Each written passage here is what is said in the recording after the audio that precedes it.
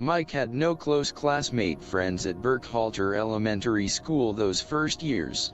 Almost all the boys in his class lived past the waterworks on the other side of the school. His closest friend was Mark Tweeton, a year older than Mike, having two older sisters, Joanne and Carol. The Tweetons living across the street. The two boys spending hours together emulating their favorite matinee movie, radio program heroes and activities. The Cisco Kid, Lone Ranger, Gene Autry, and episodes enacted with many a roll of caps being spent in shootouts after school and on weekends. When Mark Tweeton entered the 4th grade, his most envious and greatest personal possession was his bike. Mike's first bike riding learning experience was on Mark's bike, and with this accomplishment, he began his effort to secure a similar mode of transportation. To his dismay, the Tweeton family announced they were moving to Concord, and he could no longer use. Well, Mark has a bike, as a reason for his parents to get him one. The quest for a bike now seemed more unattainable. After Mark's move, he received an invitation to spend the night at Mark's house in Concord, his dad providing transportation for this visit. It was a double blow, losing his best friend, and being a victim of the family-imposed bicycle rule. No bike until 10 years old. The new house on Greenlee Drive, Caddy Corner across Shone Avenue was finally completed, a family named Telford moving in. The Telfords had a son, Larry, a year older than Mike, whom he soon discovered wasn't very sociable. It may have been because he was an only child, or possibly because his dad was an undertaker. And for some reason Mike thought it bothered everyone. Mike was somewhat envious of Larry after seeing his big bedroom, but it wasn't the size, it was what was in it.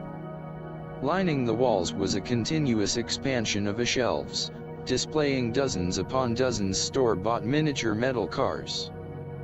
Deciding the difference between him and Larry was, Larry never took them off the shelf, they were always on display.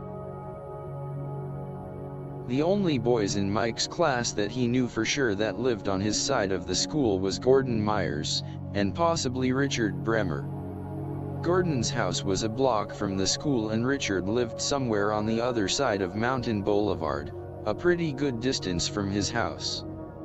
The youth didn't share any interest with Gordon, but if he had a bike, he could visit Richard, as well as Roger Monroe, Carl Kreplin, and others that lived on the other side of the school.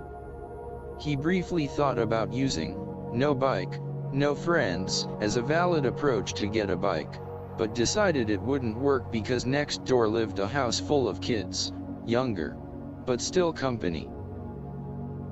The family of next-door neighbor Bob and Diamond Pepitone numbered 5. Mike could never figure out the association of the kids' nicknames with their real names.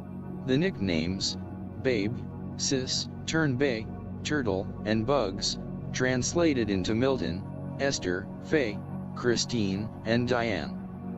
The eldest was Babe, the only boy in the brood, 2.5 years younger than Mike. His sisters Kay and Nancy spending much more time with them. He would join them in a game of hide and seek, or kick the can. And it was becoming more often now that he was devoid of his best friend Mark. 4 blocks down Shone Avenue, and across Mountain Boulevard rose the East Oakland Hills.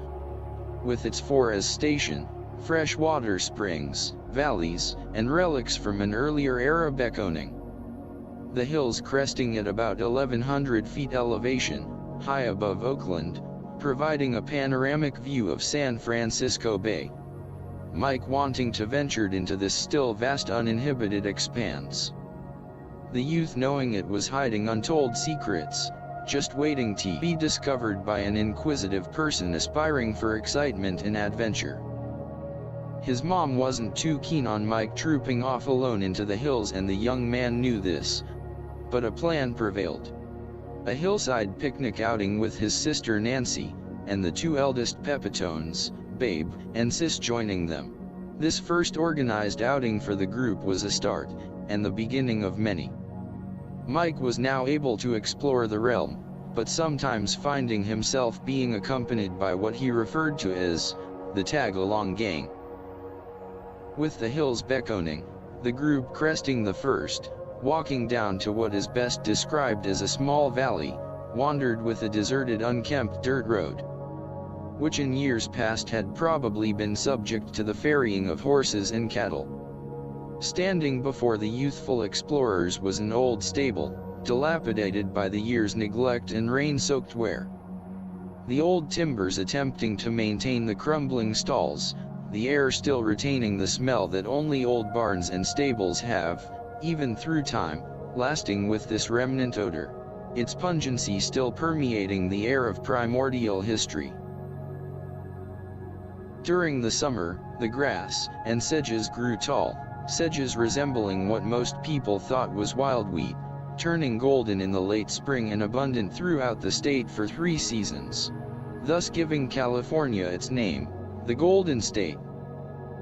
This was a great fun time for the itinerant group of youngsters, gathering cardboard to use as sleds, the tall grass and sedges on the hills providing a natural slope to sail down.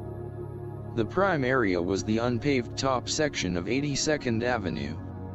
The city deciding not to attempt to connect 82nd with Crest Avenue, the hill being too steep.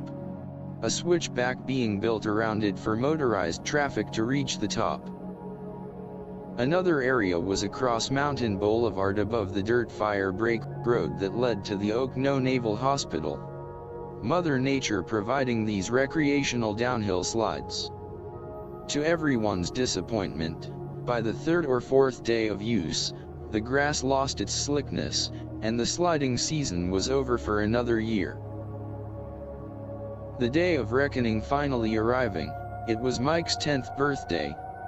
Mike's transportation problem reconciled. A new Monarch, 26-inch bike with center tank, with a luggage rack over the rear fender. He was ready. The world would know no bounds anymore. His answer for deliverance having finally been conceived with the arrival of this new acquired conveyance, it would be the young man's best friend for the next 5 years, not his only friend, but truly his best friend.